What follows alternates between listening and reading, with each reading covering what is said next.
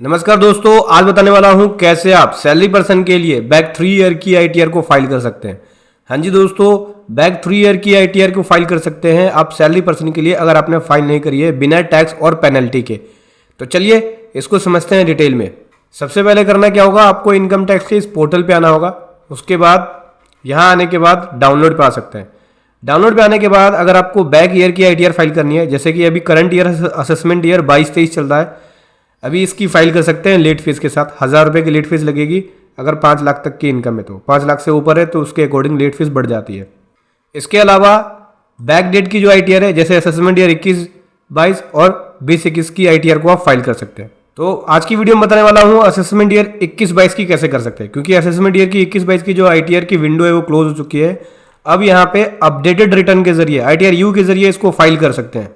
Back 2 year की ITR you के जरिए और उसके अलावा जो करंट ईयर की आईटीआर चल रही है जो नॉर्मल फाइलिंग करते हैं उसके जरिए कर सकते हैं। 2 ईयर का मतलब हो गया कि 21-22 और 20-21 की आईटीआर यू के जरिए आप फाइल कर सकते हैं। आज मैं लाने वाला हूँ स्टेप बाय स्टेप। तो यहाँ पे हम फाइल करने वाले हैं असेसमेंट ईयर 21-22 की। 22-23 की कर चुका हूँ मैं, 21-22 की करने वाले हैं। ठीक है, आईटीआर यू के जरिए। देखो यहाँ पे सेलेक्ट कर लेंगे असेसमेंट ईयर 21-22।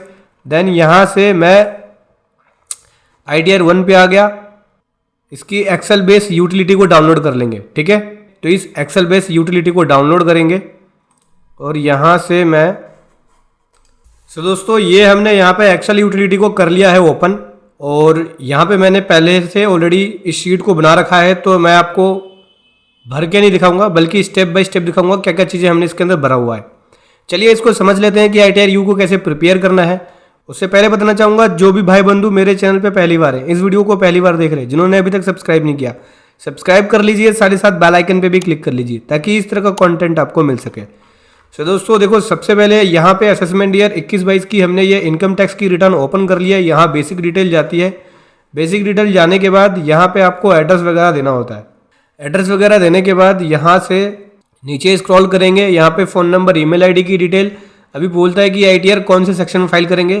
तो अगर आपने आईटीआर कभी भी फाइल नहीं करी और पहली बार फाइल कर रहे हैं, ठीक है, तो दोस्तों अगर आप अपडेटेड आईटीआर फाइल कर रहे हैं, पिछले असेसमेंट ईयर की आईटीआर फाइल नहीं करी है, तो सेक्शन 139(8)(a) के अंदर आप इस रिटर्न को फाइल करेंगे। यहाँ पे सेलेक्ट करेंगे सेक्शन 139(8)(a). ठीक है, इसे सेलेक्ट करने के बाद आपको करना क्या होगा, यहाँ पे एक नई शीट खुल जाएगी, देख सकते हैं पार्ट ए जर्नल 139(8)(a। जैसे इसको सेलेक्ट करेंगे तो ठीक है, नीचे आएंगे। यहाँ पे देखो हमने यहाँ पे सैलरी की डिटेल दे दी है। हमारी जो बेसिक सैलरी है, ग्रोस सैलरी 290 की है। 290 के अकॉर्डिंग यहाँ पे टोटल सैलरी जो है, टोटल इनकम जो है सैलरी से वो 290 की हो गई। नीचे स्क्रॉल करेंगे, स्टैंडर्ड डिडक्शन इस पर 50,000 का मिल गया। अभी जो हमारी सैलरी आ गई, स्टैंडर्ड डिडक्शन लेस करने के बाद जो नेट इनकम आ गई सैलरी से, नेट इनकम जो आ गई सैलरी से, वो 240 की आ गई। नीचे और स्क्रॉल करेंगे। इसके अलावा देखो यहाँ पे एनी अदर इनकम के अंदर 2,60,000 है, मतलब अदर इनकम जो है, इनकम फ्रॉम अदर सोर्स से, वो 2,60,000 का है। इसके अलावा और कोई अदर इनकम नहीं है। टोटल इनकम मेरी यहाँ पे 5 लाख रुपए हो चुकी है। ठीक है, 5 लाख तक की इनकम पे कोई टैक्स नहीं होता। टैक्स यहाँ पे 0 हो गया है। अगर 5 से ऊपर जाती तो टैक्स बनता, और टैक्स बनता तो आईटीआर यू के अंदर 25% और 50% की पेनल्टी एप्लीकेबल हो जाती। अभी टैक्स बना ही नहीं है तो पेनल्टी लगेगी नहीं, न ही टैक्स बनाए। अभी नीचे स्क्रॉल करेंगे, देख सकते हैं ये टोटल इनकम मेरी 5 लाख के नीचे आ गई। और यहाँ पे मैं बता दूं, देखो 1000 रुपये की लेट फीस कैलकुलेट कर रखा है इसने, क्योंकि हम जो आईटीआर फाइल कर रहे हैं वो ड्यू डेट खत्म होने के बाद फाइल कर रहे हैं। तो जो टैक्स है वो टैक्स और पेनल्टी तो लगेगी नहीं, लेकिन लेट फीस लगेगी। मेरा विश्वास करो, मैंने अभी कई क्लाइंटों की रिटर्नें फाइल करी हैं 5 लाख से कम की इनकम पे, केवल लेट फीस ही लगी है, टैक्स और पेनल्टी नहीं लगी है। तो देखो ये 1000 रुपये हमने यहाँ पे लेट फीस लगा दी। ठीक है, लेट फीस इसने कैलकुलेट कर लिया 1000 रुपये की। अभी पार्ट ए के अंदर बात करें, जहाँ पे आईटीआर यू के अंदर डिटेल जाती है, बेसिक डिटेल्स, नाम और पैन नंबर ये ऑटोमेटिक उठाता है। बस आपको यहाँ पे ये सेलेक्ट करना होता है कि कौन से असेसमेंट ईयर के लिए फाइल कर रहे हैं आप। तो यहाँ से असेसमेंट ईयर देखो मैंने 21-22 सेलेक्ट कर लिया है। ठीक है, उसके बाद यहाँ पे क्वेश्चन पूछता है प्रीवियस असेसमेंट ईयर की रिटर्न फाइल करी है? नहीं, मैंने प्रीवियस असेसमेंट ईयर की नहीं करी है, तो नो कर दिया मैंने। अगर करी होती तो उसकी डिटेल देनी होती, उसका एक्नॉलेजमेंट नंबर वगैरह भरना होता, तो मैंने करा ही नहीं है तो मैंने इसको नो कर दिया। उसके बाद नीचे आएंगे, यहाँ पे यही भी क्वेश्चन पूछता है कि क्या आप अपडेटेड रिटर्न के जो कंडीशंस बताए गए हैं उसको फुलफिल कर रहे हो? यस, हम यहाँ पे फुलफिल कर रहे हैं, इसलिए इसे यस सेलेक्ट कर लेना है। कौन सी ITR फाइल करनी है, ITR 1, देखो यहाँ पे ITR 1 आ गई। फिर यहाँ पे कुछ रीज़न पूछेगा कि अपडेटेड ITR क्यों फाइल कर रहे हैं, क्योंकि मैंने प्रीवियस जो रिटर्न है वो फाइल नहीं करी है। यहाँ से ये वाले ऑप्शन को मैंने सेलेक्ट किया है कि प्रीवियस रिटर्न नॉट फाइल्ड, ठीक है। अगर फाइल की होती तो उस ऑप्शन को लेते हैं। मेरा अपडेटेड रिटर्न फाइल करने का रीज़न यही है कि मैंने पहले ITR फाइल ही नहीं की, भूल गया, मिस हो गई, तो इस रीज़न को मैंने सेलेक्ट कर लिया। तो इस रीज़न को सेलेक्ट करने के बाद जो रिटर्न जो है वो मैं कौन सी डेट तक फाइल कर रहा हूँ, अभी 12 महीने हुए हैं, 24 महीने नहीं हुआ है ये असेसमेंट ईयर को, असेसमेंट ईयर 21-22 को, तो अप टू 12 मंथ ले लिया, ठीक है। 12 मंथ तक मैं इसको फाइल कर रहा हूँ, क्योंकि जो ITR U की टाइमिंग है वो 24 मंथ की है। 24 मंथ तक आप ITR U फाइल कर सकते हैं अपडेटेड रिटर्न, पेनल्टी के साथ और लेट फीस के साथ। लेकिन 12 महीने तक 25% पेनल्टी है, 12 महीने से ऊपर गया तो 50% पेनल्टी लग जाती है, ठीक है। ये डिटेल देने के बाद अभी TDS वाले डिटेल में अगर कोई TDS बनता है तो उसकी डिटेल दे सकते हैं। उसके लिए आप 26AS देखो कि क्या आपका TDS बनता है या TCS बनता है। तो मेरा यहाँ पे ना TDS है ना TCS है, तो दोनों ही कॉलम ब्लैंक है। अभी टैक्स पेड वेरिफिकेशन में जाओगे तो देखो यहाँ पे मेरा जो अमाउंट पेबल बन गया वो कितना बन गया, 1000 रुपये की, 1000 रुपये की लेट फीस बनी है मेरी, ठीक है, क्योंकि टैक्स बना ही नहीं है। उसके बाद यहाँ पे बैंक अकाउंट की डिटेल जाती है, देन उसके बाद वेरिफिकेशन देना होता है, ठीक है। वेरिफिकेशन देने के बाद नेक्स्ट पे आएंगे, यहाँ पे आती है आपकी कंपुटेशन ऑफ टोटल इनकम। तो टोटल इनकम देखो मैं सैलरी पर्सन से 2,40,000, अदर इनकम 2,60,000 है, यानी टोटल इनकम 5 लाख की हो गई। 5 लाख के ऊपर कोई टैक्स बनता नहीं है, रीबेट मिल जाता था हमें। तो यहाँ पे जो फीस बनी है केवल अमाउंट पेबल बनी है, वो भी 1000 रुपये की लेट फीस बनी है। देखो ये देखो 1000 रुपये की लेट फीस कैलकुलेट किया है, इस पर कोई एडिशनल पेनल्टी नहीं है। 25% और 50% वाली पेनल्टी देख सकते हैं, जीरो है, नहीं कोई टैक्स बना है मेरा इसके अंदर।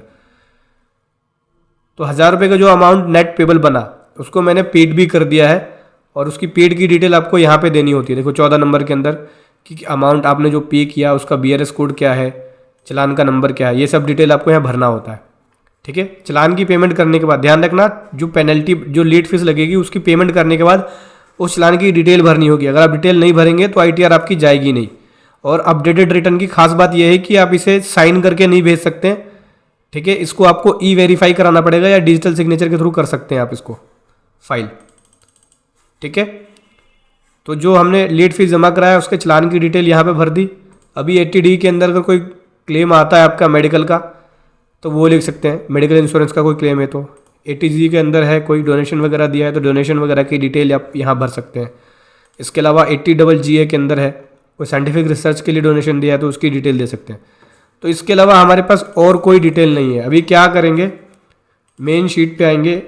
उसके बाद दोस्तों करना क्या है, यहाँ पे कैलकुलेट टैक्स पे क्लिक करेंगे। कैलकुलेट टैक्स पे क्लिक करने के बाद ये बता देगा कि टैक्स कितना बना है।